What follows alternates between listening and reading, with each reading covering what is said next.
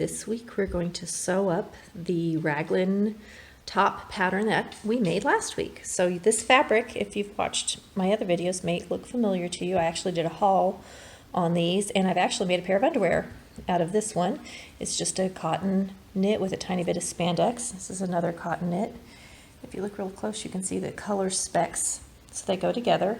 A lot of times Raglan tops will have the sleeve and the neckband a different fabric from the body, and that's what I'm going to do. So I have enough. I could do either direction. I could have a gray top with a striped sleeve or a striped top with a gray sleeve, and I've decided to do the stripe for the main body and this soft gray for the neckline and the sleeve. So I'm going to lay it out now. Because both of my bodice pieces are cut on the fold, I opened my fabric up so that I end up with two folds side by side. So originally the fabric would have been folded like this, selvage edge to selvage edge, and you have one fold, right? There's your folded edge. But if I were to cut my whole garment out down this one fold, it would have been a great waste of fabric. So instead, we open it up, and it depends on the size of your pieces. This will fit within our 60-inch wide fabric. So when I refold to the center, now I have two folds on each side, and I can get my bodice front and my bodice back on there. Now, oops, just like that. See how they fit? Side by side, and I actually have a little extra on this side, so I didn't get it quite centered. If I need to, I can adjust just a little bit to make them fit. But that's it. Isn't that easy? And look, I have almost a full yard of fabric still left that I can do more things with. I might make some more underwear, or who knows. So we're just going to line this up along the center front. Because this does have a stripe, we want to make sure that we don't get our fabric too far off so that our center front stripe is messed up. It'll look, or back. You want to make sure that the center fold, whether it's front or back, is even so that when you cut, your stripes are nice and straight. Just like that. So I'm going to line these up and get these two cut out, and then we're going to cut out the other two pattern pieces. There's only 4 pieces together, a front, a back, 2 sleeves, which is only 1 pattern piece, and 1 neckline. Okay, we're all pinned, and now I'm going to cut.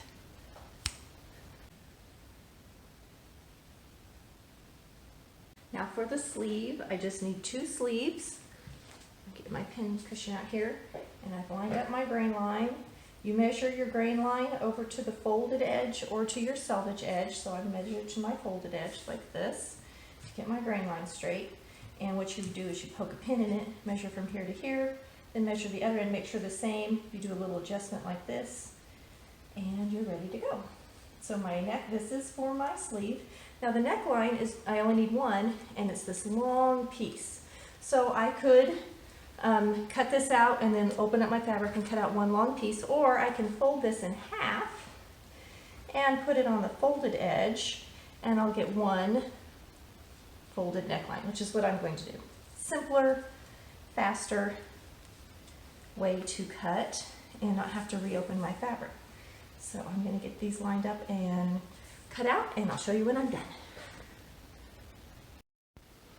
And here they are, my cut pieces. So now I'm ready to go to the machine. I've got my front, my back, my sleeve, and my neckline. So I'm going to go ahead and pin together my sleeve to my bodice. And I want to make sure I get the front to the front and the back to the back. So I'm going to let this says Raglan top back. So I'm going to unpin it first and open it up.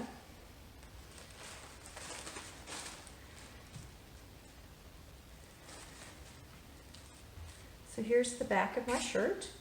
And then this is the back sleeve. I have 2 of them. So I'm going to unpin this. And the back's always longer than the front, or it should be. Very seldom does that change. I'm going to put a little pin on this for the front. That just helps me remember.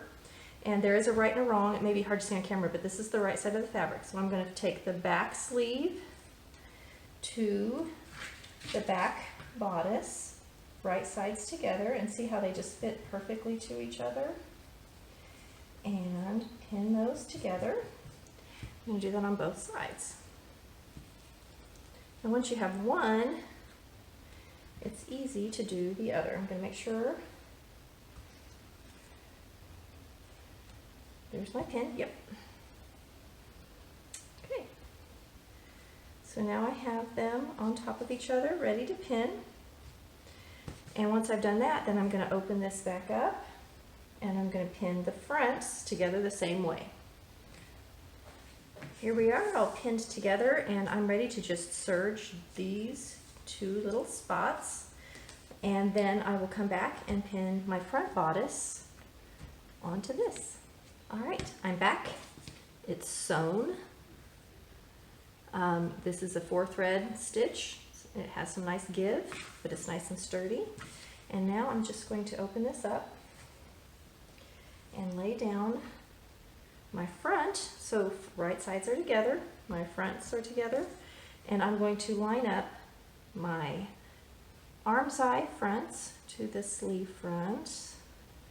Armscye like this, and pin this, and sew that. This is actually very fast. Raglan sleeves, I think, are super fun and easy on a t-shirt like this. Quick sewing, very satisfying. I love getting to mix the fabrics, the colors and textures. This is interesting because I'm using, this is quite a nice, kind of a, not a heavy, but it's a good weight knit. You could use it even for like a bottom weight, like shorts or a skirt potentially, but it's great for a nice weight t-shirt. And then the sleeve is quite lightweight. It's almost, it's not sheer, but you can kind of see through it a little bit, which is why I wanted it for the sleeve and not the whole body of the shirt, because I don't want to have to put a tank top or something underneath, so my for my modesty. So I'm going to pin both of these. Here's one pin. And what happens when you do that is, see, you've actually got a circle at the neckline. So it's all put together now. A raglan, instead of having a set-in sleeve, the sleeve comes up into the neckline. So part of your neck is the other fabric. And I'm going to just flip it so you can see. That's what it's going to look like. All right, I have all the sleeves in. This is the inside, of course. So I'm going to just pull it like this so you can kind of see.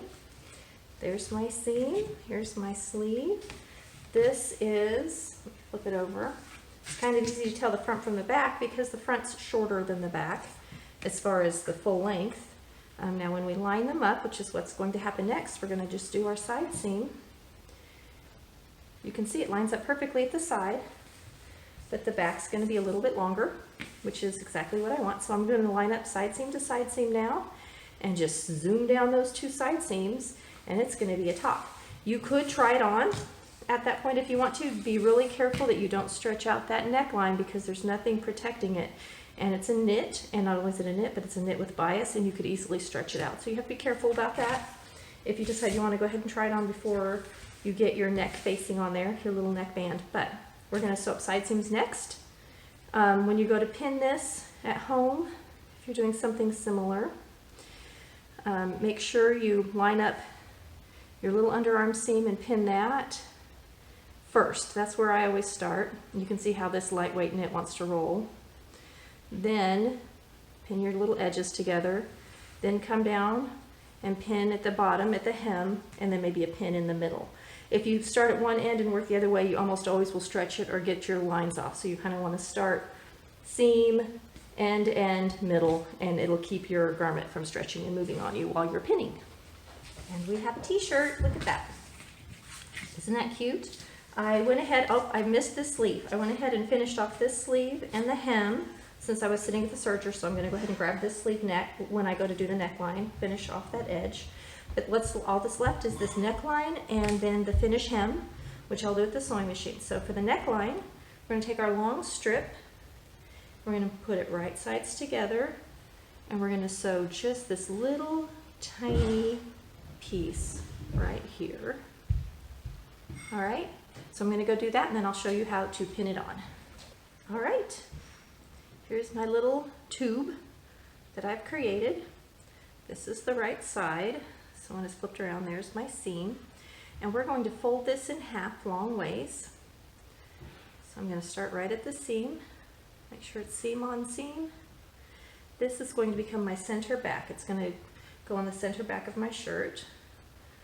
So I'm going to put a pin in it, and I'm just going to go around folding it in half and pinning it so it stays in half, doesn't move around on me.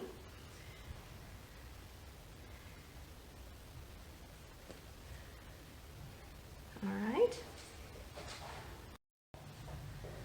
So the next thing we do, once we get it folded in half, is we're going to mark our center back and our center front, which I did with the pink pins. Those are my center front and center back. And then on my shirt, I've marked center front, center back, and the center of the sleeves. I've quartered the neckline. What I haven't done is this quartered this piece, so I'm going to lay on top my two pink pins. I color code, it makes it life easier for me. Pink pin on top of pink pin, and then whatever the fold is, I'm going to put another pink pin so that this is quartered, and then I can line up my pink buttons to my pink tulips, and it'll be all measured out for me. Like this. I hope I have, oh, I do. Let's see, I hope I have another pink one in this pin cushion. All right, so now we're going to line up right sides together. So I want to make sure I get the seam on the center back. So I want to make sure that I know which is my front from my back, and this is my back here. So I'm going to line up right sides together, seam. So I'm putting pin to pin, and then I'm only going to use one pin to put them back together, like that. So now those two are pinned to each other, and now I'm going to find my center front pin and my center front pin, neckline to bodice, put them right on top of each other, and use one pin to stick them together. And the same thing here at the shoulder. Put our two pins on top of each other. I'm going to get rid of the button, keep the tulip, and I have one more over here.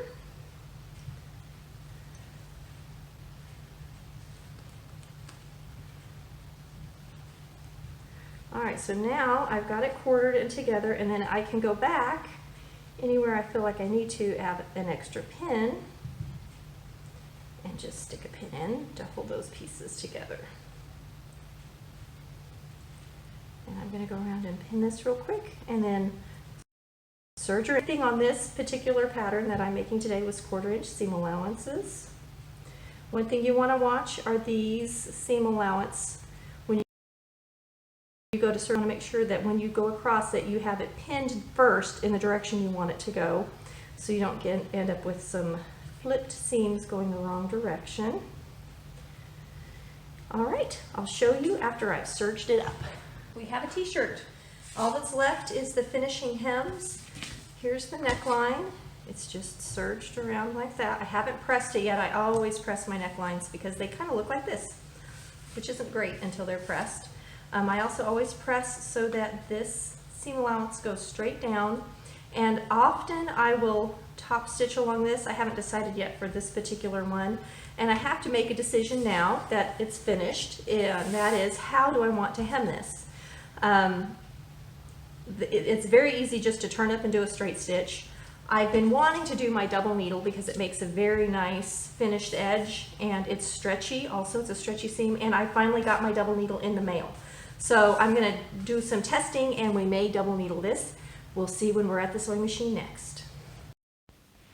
My shirt is ironed at the neckline and at the hem lines, and I've pinned it up, so I'm ready to sew.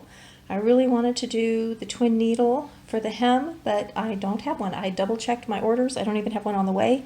I just looked at them, but forgot to order it. So Gonna do I can always do a double stitch, but it doesn't work the same.